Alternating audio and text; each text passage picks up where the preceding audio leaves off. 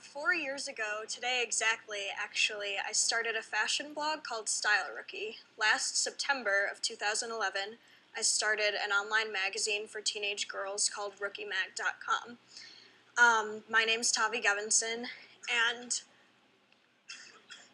the title of my talk is Still Figuring It Out, and the MS Paint quality of my slides was a total creative decision in keeping with today's theme and has nothing to do with my inability to use PowerPoint. So, I edit this site for teenage girls. I'm a feminist. I am kind of a pop culture nerd, and I think a lot about what makes a strong female character. Movies and TV shows, these things have influenced my own website. So I think the question of what makes a strong female character often goes misinterpreted, and instead we get these two-dimensional superwomen who maybe have one quality that's played up a lot, like, a Catwoman type, or she, plays her sexuality up a lot and it's seen as power, but they're not strong characters who happen to be female. They're completely flat, and they're basically cardboard characters. The problem with this is that then people expect women to be that easy to understand, and women are mad at themselves for not being that simple, when in actuality, women are complicated, women are multifaceted, not because women are crazy, but because people are crazy and women happen to be people. So the flaws are the key. I'm not the first person to say this. What makes a strong female character is a character who has weaknesses, who has flaws, who is maybe not immediately likable, but eventually relatable. I don't like to acknowledge a problem without also acknowledging those who work to fix it, so just wanted to acknowledge shows like Mad Men, movies like Bridesmaids, whose female characters or protagonists are complex, multifaceted. Lena Dunham, who's on here, her show on HBO that premieres next month, Girls, she said she wanted to start it because she felt that every woman she knew was just a bundle of contradictions. And that feels accurate for all people, but you don't see women represented like that as much. Congrats, guys.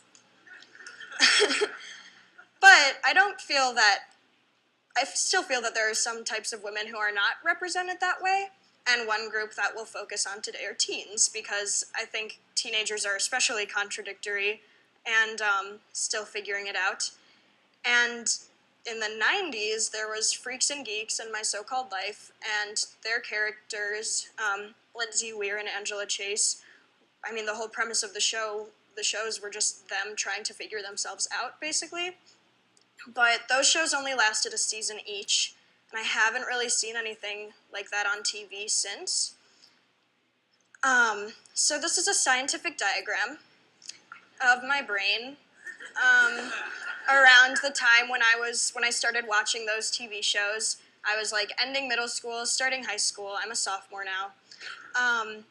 And I was trying to reconcile all of these differences that you're told you can't be when you're growing up as a girl. You can't be smart and pretty. You can't be a feminist who's also interested in fashion. You can't care about clothes if it's not for the sake of what other people, usually men, will think of you.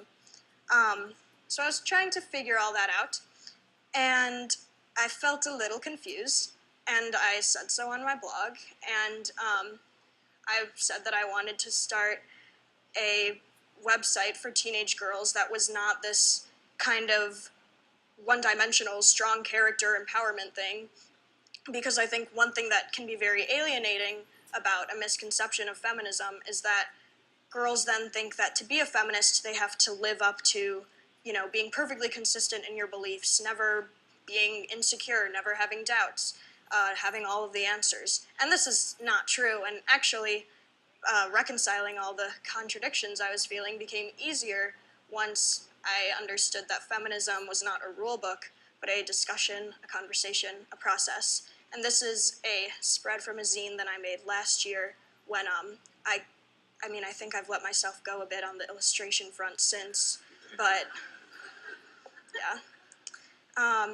So I said on my blog that I wanted to start this publication for teenage girls and ask people to submit their writing, their photography, whatever, to be a member of our staff.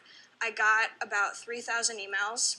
My editorial director and I went through them and put together a staff of people, and we launched last September. And this is an excerpt from my first editor's letter, where I say that, rookie, we don't have all the answers. We're still figuring it out too. But the point is not to give girls the answers, and not even give them permission to find the answers themselves, but hopefully inspire them to understand that they can give themselves that permission. They can ask their own questions, find their own answers, all of that. And Rookie, I think we've been trying to make it a nice place for all of that to be figured out.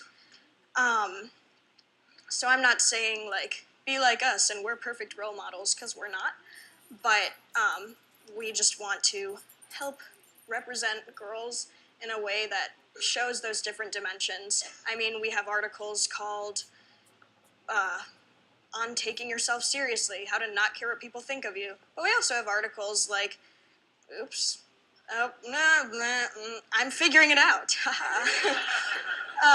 If you use that, you can get away with anything. We also have articles called How to Look Like You Weren't Just Crying in Less Than 5 Minutes.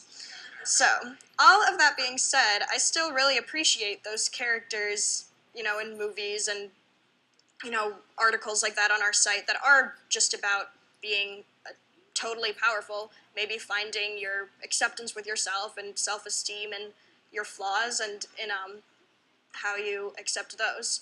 So, what I want you to take away from my talk, the lesson of all of this, is to just be Stevie Nicks.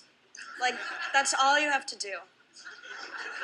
Because my favorite thing about her, other than, like, everything, is that she has always been unapologetically present on stage, and unapologetic about her flaws and about reconciling all of her contradictory feelings, and she makes you listen to them and think about them, and yeah, so please be Stevie Nicks. Thank you.